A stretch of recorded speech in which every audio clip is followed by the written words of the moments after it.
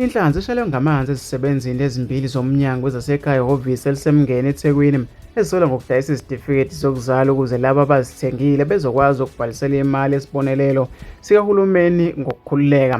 Umphathi kuleli hhovisi uMnumzane Mbongeleli Magagula ubezibambele mathupha yamisana namaphoyisa aqala abopha abesifazane abopha owesifazane oqala esibhedlela eKing Mdunuzulu eThekwini. Ufice ngalindele isazilela isidlo sakhe sasekuseni washaqa phambi kwasebenza nabo. Ngokuthola kwephephandaba Ilanga, abasolwa amagama abasagodliwe ngoba bakavela enkantolo baveze ngabathile ababoshiwe ngemva kokubanjwa ukuthi banezitifiketi zezingane eziyizipoki. Kuthiwa yibo-ke abaqhumisa ithumba lokuthi noma-ke kunezisebenzi zalomnyango ezikwazi ukubadayisela izitifiketi zokuzalwa.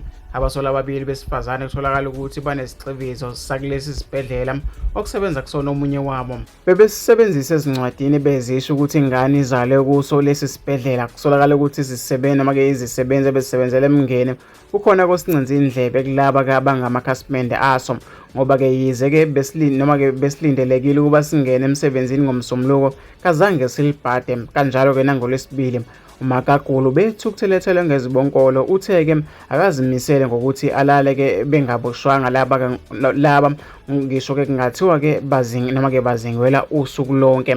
Uphinde wathi-ke lo asebenza ehhovisi lakhe uze-ke wamshayela ucingo umsombuluko emazisa ukuthi umdinga emsebenzini ngoLwesibili kodwa-ke akafikanga. Bengifune aboshwe le hhovisi ukuze kube isibonelo nakwabanye abacabanga ukuganga, kodwa-ke bengingeke ngilale engaboshiwe. Ingakho amaphoyisa enqume ukuyomshaqela-ke ekwakhe. Iphephandaba Ilanga lizifikele mathupha ngesikhathi-ke lo wesifazane eyoboshwa kubo-ke kwaXimba ngaphandle-ke kweTheku, kanti kubonakale nokudideka noma-ke njengoza kwabo oshuqwa ngamaphoyisa eKing Mdunuzulu.